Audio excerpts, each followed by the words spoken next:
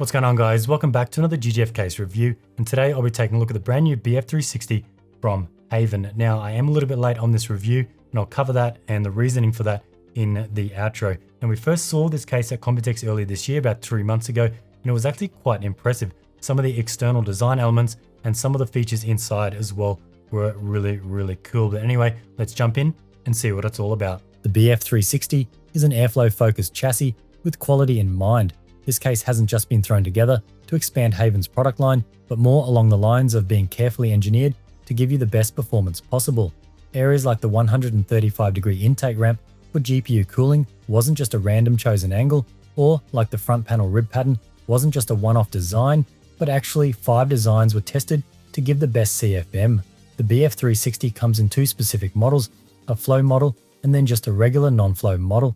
The 2 differences here being the flow model comes with 3 pre-installed HAVN fans, 2 40mm thick 180s at the front that provide a whopping 164 CFM each, and a 30mm thick 140 at the rear. These high-performance fans are also brand new from HAVN, and we talked about these in our Computex coverage this year. For those wondering, these fans can also be purchased separately and aren't just a case exclusive that some other brands do. I'll talk a little about these new fans in the outro. The second difference being the flow version only comes with dual front 180mm fan support. So basically, if you buy the flow model thinking to put in 120s, 140s or a 360 radiator at the front, then think again. For this you will need the non-flow model, as it comes included with front side rails that allow for 120 and 140 support here. Personally, I feel these brackets should have just been thrown in both models to save on any confusion. The model I received was actually the flow version. So sadly, no custom loop this time, but in saying that, I really think the BF360 was never meant to be for a custom loop. If this is something you want to see in this case, let me know in the comments, as this could be for another project down the road in the other version of the chassis. Both models come in either white or black, while the front panel on the white is what I would say a light grey, and on the black is more a dark grey. And let me know what you think about this stone finish. I actually like it. Unlike HAVN's previous case, the HS420, the BF360 is not a dual chamber fish tank style design. Instead, we have the more traditional design with your power supply installed at the bottom. And once again, the chassis finish and materials feel very premium, just like on the HS420. Case dimensions come in at 521 high, 253 wide, and 516 deep. Outside aesthetics are clean with curves along the top and bottom, similar to the HS420. Most panels are locked in via screws, which include the 2 side panels and the top panel. The front rib panel is toolless, slots in at the bottom, and is held in via magnets at the top. The main side panel is made from 4mm thick tempered glass, and from what I can tell, is 100% clear. I don't have the white version of the chassis, but I can only assume that one is clear as well. Some nice touches here is that the main side panel doesn't run the full height of the case. Rather, there is a fixed quarter panel that hides the PSU area. Also, another nice touch are the 2 grip locations for removing the main side panel, one at the rear and one on the top. You'll also find mating rubber pads on the inside of the glass panel that make it that little bit easier to grab onto. On the top panel, you'll find a pull tag, just like on the HS420. This gives it that premium feel and makes it easier removing this panel. You just need to remove the 2 locking screws at the back first. The back of the chassis flows nicely with the rest of the BF360, and I like how HAVN has kept all the vent holes similar to the rest of the case. For dust filters, you'll find a small removable one for the PSU, and built-in dust filters can be found on the front and top panel. Front I/O can be found at the top towards the front, and here you'll find 2 USB Type-A, 1 USB 3.2 Gen 2 Type-C, and an audio combo port. Moving inside the BF360, HAVN have kept the same design language in terms of motherboard tray and cable routing like on the HS420. Motherboard support is up to EATX 277mm, and with my test, ROGX 870E Extreme 24-pin cable routing was just fine. And if you aren't familiar with HAVN's previous case, the HS420, cable routing is similar here. You'll find these interesting cable grommets that use a rubber slot design, then sliding guides help hold your cables in place, while 6 additional guides can be found in the accessory box. 2 cable grommets each are found at the top, side, and bottom. Moving on to GPU clearance, you'll find 425mm here for GPU length to the front pre-installed fans. Even this monster 5080 Noctua GPU installed fine. GPU width for water block cards for anyone wanting to do a custom loop is roughly 200mm, and this ROG 5080 with an EK block installed no issues at all. An anti-sag bracket is supplied, and is already pre-installed in the chassis. I found this had plenty of adjustment and worked well with my test ROG 5090 Astral and pretty much eliminated any sag. This bracket can also be completely removed if required. For air cooler height, I had roughly 195mm. Around the back for PSU, there is actually more room than I thought, even with this monster 210mm 1600 watt Seasonic. Moving on to storage, and the two main locations here is to the left of the motherboard tray. Each location can hold two SSDs, one front and one back. Or you can remove the SSD tray to install a 3.5-inch hard drive instead. There is a third location right behind the motherboard for one of the hard drive trays to be installed if you wish to have it in this area rather than to the left. Some nice touches here include the small stamped text to help you line up the hard drive cages exactly where they need to be, and also the rubber mounting points to eliminate any vibrations and ensure a snug fit. On both models, the Flow and non-Flow, you'll find a 6-port fan hub installed at the top front on the back side. As I have the Flow model of the chassis, the 3 included fans have been pre-routed and connected to this hub. This hub is SATA powered and can be controlled via a motherboard PWM fan header. Rear cable management is something HAVN focuses heavily on, and just like on the HS420, the BF360 is very similar. Plenty of Velcro tie-down mounts can be found and channels to help guide your cables to the correct areas. I like how this time the arrows are not so colourful like on the HS420, but more subtle. The text descriptions are also nice as well. I'll cover how rear cable management went in the outro once the build is complete. For cooling support, the two main locations are front and top. As I have the Flow model and don't have the front brackets for 120 or 140 support, I cannot really cover too much here. The two pre-installed 180mm are mounted on a removable tray, which is nice and held in via 2 screws. From what I can see, if you do have the non-Flow model, the extension brackets that allow for smaller fans would go onto this bracket once the 180mm fans are removed. HAVN have also added an air divider at the top above the 180mm fans to fill in the gap. This is to help optimal air direction, and if running 3 140s or 3 120s, this would be removed to allow for the extra fans. For the top location, I think HAVN has done a good job here. The whole top assembly can be removed, and this provides a few benefits. 1, it makes building inside the chassis that little bit easier, and 2, you can mount your AIO onto this bracket outside the case and just slot it back in. Having the top of the case come apart like this definitely isn't new, but HAVN have gone that little bit extra to add rubber dampeners on all mounting points to ensure a snug fit and no vibrations once installed back in. Support at the top here by default is set up for a 360mm radiator. This config can be adjusted by removing the 360mm fan bracket along the back edge. With this removed, we now have room for 2 180mm fans. For top radiator clearance to my test motherboard was 65mm, and as you can see, my test ROG AIO installed just fine. Alrighty guys, and like always, let's check out the final build.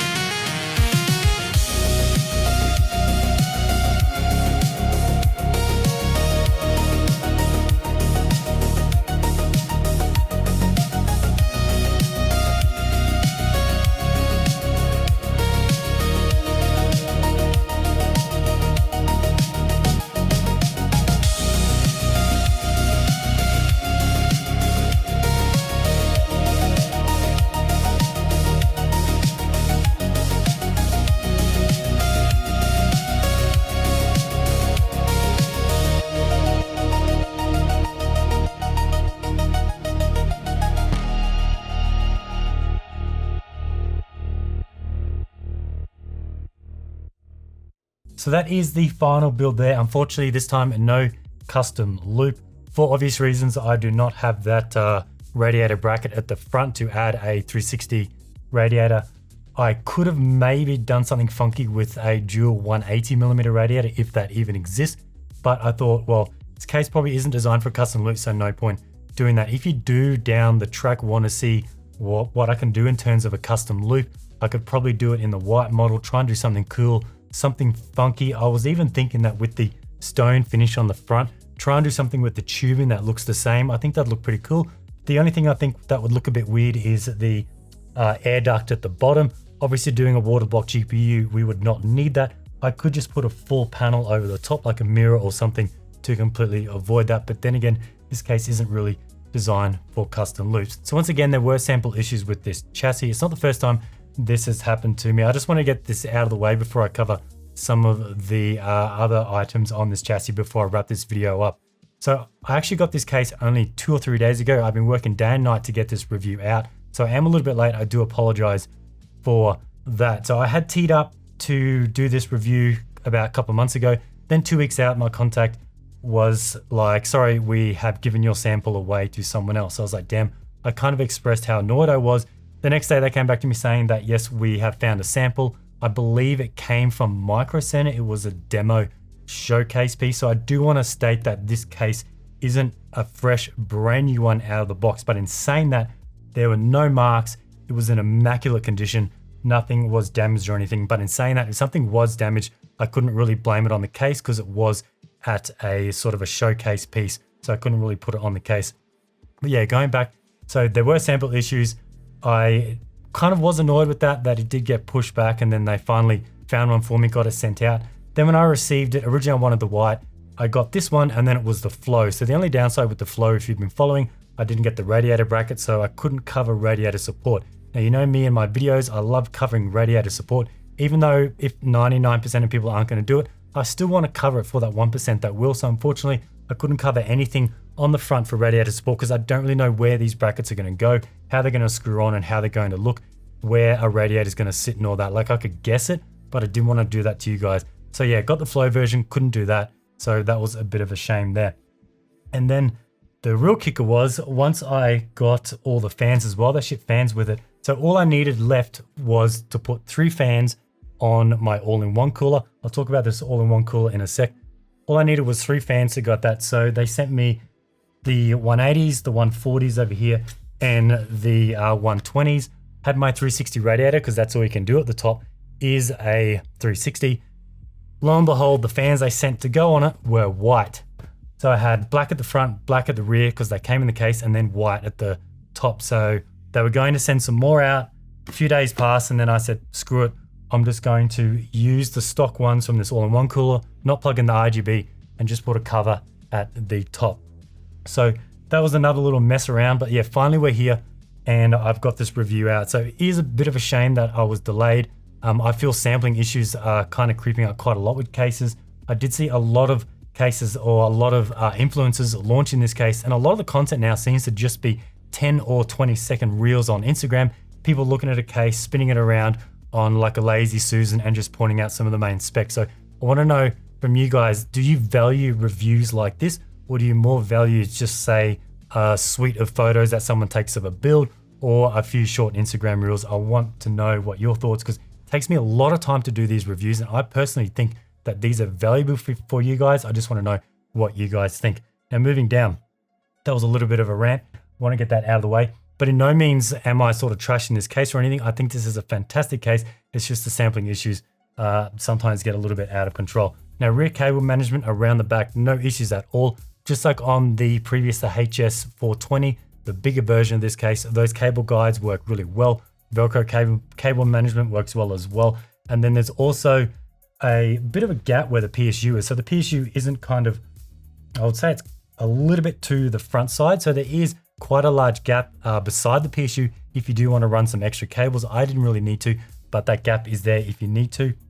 And then there's a neat little thing with the AIO cable. So a lot of cases that have, say, your front AIO at the top or the front, they normally just run down the case along the back and then you plug them in. They're actually in a hidden channel that completely conceals them. They're all out of sight and it just looks super, super clean. Now, one downside for this, another thing I want to know from you guys, there is no back connect support. Now, if you're buying a case in 2025, we're soon going to be 2026. I know this is HAVN's second case only. Do you think they need to start jumping onto the back connect bandwagon? So obviously this system, I couldn't go with BTF. I've got an ROG board. Lo and behold, this is actually the 5090 BTF. I was very lucky to get this, so I want to thank ROG for sending this out. This is actually the BTF GPU, but the new versions, you can pull that BTF connector out and you can use it in a normal build. So that's what I've got in this one. But yeah, let me know. I don't think it's that much of an issue at this stage because they've only got 2 cases, but I think if they start moving forward, they definitely need to start to creep into that market because we're starting to see brands like ROG, MSI. I think MSI have so many of their Project Zero, and even Gigabyte now are starting to push out more of their stealth boards as well. Lastly, before I wrap up, some other things. How well was this to build in? So I actually built this system in probably, it seems weird. Normally when I do a review, I then spend another 1 to 2 days doing the actual build. I normally do a custom loop, get everything perfect, bend all the tubing, but I built this in about 20 minutes. So it seemed a little bit weird building it so quick, especially doing an all-in-one build. And there won't be a time-lapse video on this. I do apologize for that. But obviously being a build like this, it's nothing really, really crazy like a custom loop. And that's normally when I only do my time-lapse build videos. But yeah, super easy to build in, no issues at all. This area at the top where, if I lift this up, where this comes out, mount your all-in-one cooler, throw it back in, away you go. And then the back had plenty of room for cable management. Then you might be wondering what this is. Because I didn't get the black 120 fans, the H12s in black, I didn't want to see sort of the thermal right, which is this all-in-one cooler.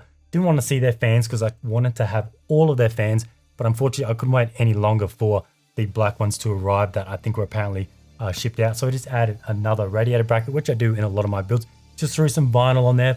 Personally, I wouldn't have wanted it to be glossy. I just went through some random colors I had, and I think this was the best match to go with the overall case, and I think it looked pretty good overall. And then this all-in-one cooler, I actually picked this up just for this build. I wanted something a little bit different. I'll throw the model name on somewhere in the video, but I have no idea how to pronounce it. But it is relatively affordable and it just looks pretty cool. This screen here is actually on a magnet. You can take it off and you can slide it left or right. You can go over your memory, and then you can go all the way to the backside if you don't have a rear fan. And it's just really cool, something a little bit different. Now, lastly, I do want to cover what everyone is probably thinking. The model for this one is a BF360. Now, that's going to limit you only to a 360 at the top. If you get the non-flow model, you can go with a 420 at the front, but I don't think too many people are going to be buying this case to put a 420 all-in-one cooler to stick it at the front to route it to your CPU if it's going to fit. Now, I know 420 all-in-one coolers are becoming more popular. A lot of people are making the shift to that size cooler. So is there going to be a BF420 in the future? I know they have the HS420 already. That is larger. That is your dual-sided fish tank style. It's got the glass curved at the front onto the side. It's definitely not the same style and design language of this case. Do you think there should be a BF420 or should they just not worry about it? I think they should. With only 2 cases or 2 different models of cases in their lineup, I think having the third in the future, make it a little bit bigger, maybe just a fraction higher. Probably wouldn't even need to make it higher. You could probably not even have to do anything with the outer sort of tooling. You could just rechange it in the middle, or maybe just take a bit of the bulk away at the front to allow for a 420 radiator. Now, lastly, I just want to talk about the fans. There's quite a lot I could cover on these fans, but because I'm looking at the case, I will put the specs of all of the fans on the screen now or in a second, just so you can pause it. And if you want to see like the CFM on the 180s, the 140s, the thicknesses, the noise level, but these are super, super quiet. When I had this system on, I could not even hear it. I'll also throw the price up as well because there are so many different SKUs of these fans. They all come in black. They all come in white. I believe they come in triple packs. Some come in dual packs, some come in single packs, and so on. Because if you pick up this case and you go with a CPU air cooler, not an all-in-one cooler, you can probably pick up 2 more fans, 2 more 180s to throw on the top. And the dual pack, which is this one here, would be perfect for you. And just look how big they are. Like, these are 40 millimeters thick. This is my mouse. This is taller or thicker than an actual mouse. It's insane, and that's not a super small mouse. One last thing I do want to cover on is how these connect. Now, I did cover this at Computex briefly. They don't daisy chain, but what I do like is how the cable can be routed. It can actually fully come out. The way they've done it with the loop, I'm sure there's a special name they're calling this. You can just loop it in, loop it this way, and then you can loop it to the next one, connect it together, And then when you join them in your system, pull this one a little bit, pull that down like that. When you connect it in your system, obviously this will be towards the back of the motherboard tray. So it would be like that and you wouldn't even see it, but it just makes it a little bit nicer where they're all nice and taut and they're just not dangling down all in the way like some other non-daisy chainable fans do. But yeah, these come in the 180, the 120, the 140, and in the black and white as well. And I've probably got the price on there. You can see all of that. Now, lastly, let's take a look at the price on the chassis. So the black and the white models are both the same. There's no variance like some brands do, like a $10, $5 difference. Black and white, same price. The BF360 without the fan, so the non-flow, and that will give you that 360 420 radiator bracket for the front. That is $159.99 US. And then for the BF360 flow, which is this version here, no other fan support at the front. That's very important. No other fan support, only the dual 180s. It'll come with, like, you can take these out. You could just have nothing if you want, but you just can't substitute it with anything else unless you probably custom print something, 3D print something, or you get the brackets from the non-flow version. Personally, I just think they should throw those brackets in. It will just make it so much easier and less confusion. And that price for this one, which comes with the 3 fans, which I think is pretty good, is $189. Just confirming that, $189.99. So what's that? 60, 70, 80, 90, $30 extra for the 3 fans, the 2 180s, and then the 140 at the rear. And the rear can also take 120, but I'll probably stick to the 140. There's plenty of room there. But yeah, I think that's it on this case. HAVN have really put a lot of work into this case. Like when they sent the sort of, I wouldn't say it was a review guide, it was the specs about the case. They show all of their testing, all the different environments they do it in, all the different types of front rib patterns they've tested, all the different angles they've tested. They tested it with different GPUs, different configs, even if they can just get a couple of CFM out of the different design on the front, that is how they are doing it. So this case, very, very good. No doubt it's probably going to get some of the 2025 Case of the Year awards, but we will soon find out because it's only a few months away. But anyway, I do want to thank HAVN for sending this out to check out and review and do a build-in. I want to thank you guys for watching, and we'll see you in the next one.